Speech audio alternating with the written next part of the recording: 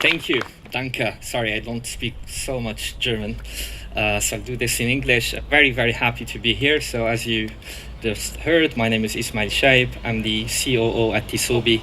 We're a Berlin-based company, the company behind Open Bank project, which is the leading open source API solution for banks, and we'll get to that in a bit. What I want to share with you, and what I'm super excited to share with you today, is our vision at the Open Bank project of the future of banking. We really believe in the future, banks will move from this model where they give you just one application, one service, which is the same for all of us, which most of the time sucks, but it's the same for all of us. They would move from that model to providing customers with access to an ecosystem of apps and services, out of which you, the consumer, you'll be able to cherry pick the apps and services that cater to your particular need. So visually impaired people in the future will have apps for them which speaks the balance instead of showing it. The elderly will have apps with bigger font, maybe. SMEs will have apps particularly for their field of business, and so on and so forth. So there is going to be an explosion of applications and services targeted to consumer needs, and that explosion is only enabled by something we call API. So API stands for Application Programming Interfaces. An API basically is a bit of software. It's kind of a data pipe. It's a bit of software which connects two software components. So the bank core banking software and an external application, right? So whether that's the apps for the elderly or visually impaired or something like that, right? So the connection is done by APIs. And we believe in the future, all the banks will have APIs, and all the banks will reach out to an army of external developers. So they will reach out to third parties in order to connect new softwares, in order to bring more applications, more services to their customers. That's how we look at the future of banking. And by the way, this is a talk about banking. There's no mention of Bitcoin or blockchain whatsoever in this next 8 minutes.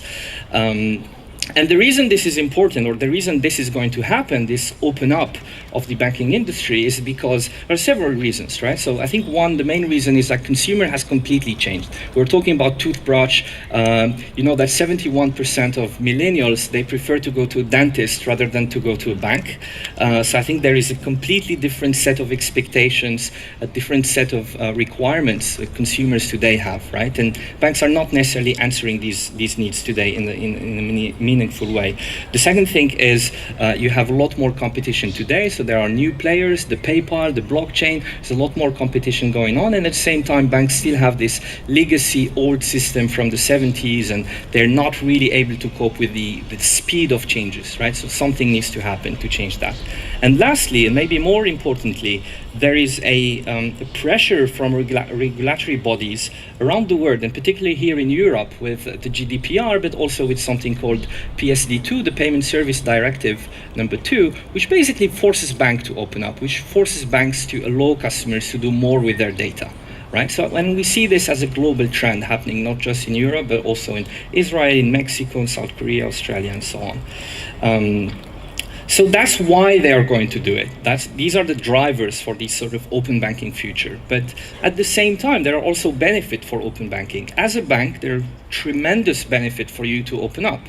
For instance, you will have from your sort of walled garden and the limit of your organization, you're suddenly now able to reach out to an army of external developers, right? So you're able to access innovation outside the bank realm, and a lot more of these ideas you can access, right? With the same technology. You're able to bring solutions to the market a lot faster. You're able to monetize some of these APIs. So really, and you're able to gain agility doing that. So really lots of advantages using API.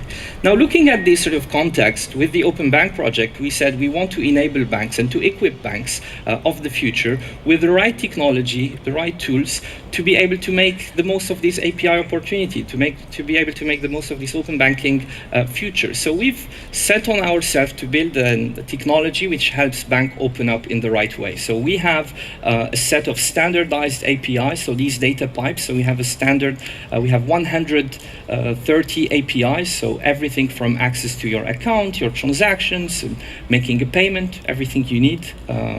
to run your bank account. We have the whole technology to run that. So it's a software solution. It's also open source. It's deployed behind the bank firewall, so it sticks on the core banking, the legacy system of the bank, and it abstracts away the complexity of that system, and instead it exposes sort of modern and developer-friendly set of interfaces and tools and APIs. And lastly, what is quite unique with the Open Bank project, we have also not only technology, but we have also a global community of developers. So we have 6,500 developers around the world using our APIs, using these data pipes to build fintech, financial technology applications.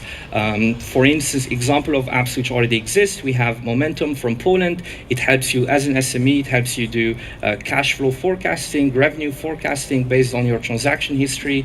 We have also apps for kids to learn how to manage money. So Rooster Money is in the UK doing that. We have chatbots as well. So you have a Facebook chatbot and you can ask, hey, what's my balance? How much did I spend this week? And so on and so forth. So really there is a huge amount of use cases, of applications, of creativity to be unlocked just by the bank opening up these APIs. And of course, this is done in a controlled and in secure and safe manner. So these applications would only work if you, the consumer, the customer, say, I want to use the chatbot with my transaction, with this account of mine.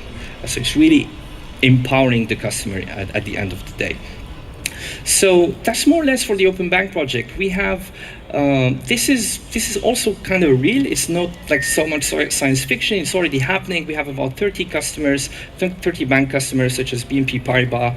We've just finished a series of hackathons. We did 10 hackathons over last weekend. We had 300 startups around the world in 10 cities using APIs, building new applications and working with the bank through these APIs.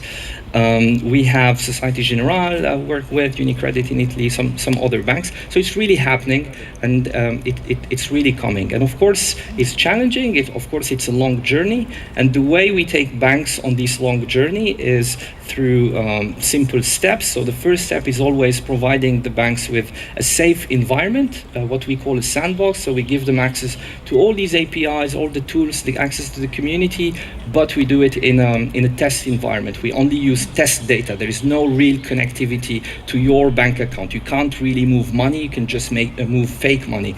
And with that, that gives the banks like the whole a very good perspective on this open banking opportunity, right? So they have all the benefits without the risks. And that's a really good first step.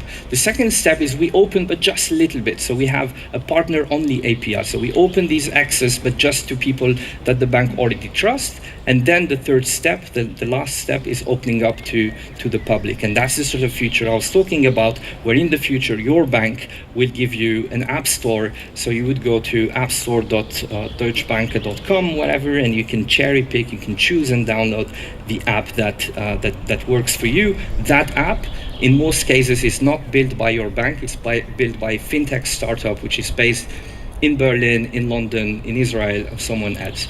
That's the sort of collaboration we see happening in the future, and it's only enabled by APIs. And just wanted, it means I have 2 minutes, right? Okay. So just wanted to finish with some sort of key learnings or some more like perspective on the future. Like we really think alongside this API and this open banking revolution, like some people like kind of, you know, challenge this and say, okay, like bank will never, they would stay closed, they would never open up and so on. But the fact is, it's for us, it's a bit like, you know, when the first online banking website came along, right? Like first website came in mid-90s, all the banks was like, this is not for us, you know. And then a few years after, all the banks had online banking presence. Today we see it with mobile banking. You know, every bank has a mobile banking app. In the future, the next wave of innovation, for us, it's really this open banking. So this idea that every bank will provide APIs for third-party developers to use. And yeah, like just finishing on some perspective. So I think along with the APIs would come a customer focus instead of a product focus. So bankers will more think about how can we deliver something which really corresponds to the needs of our customers. We will have back-end banks and front-end banks at the same time coexisting, and most importantly, we will have co-petition instead of competition. So we'll have banks and fintech startups and others all working together to deliver applications and services which make sense for us, the consumer. And that's it for me. Thank you. Thank you very much. Thank you. Thank you.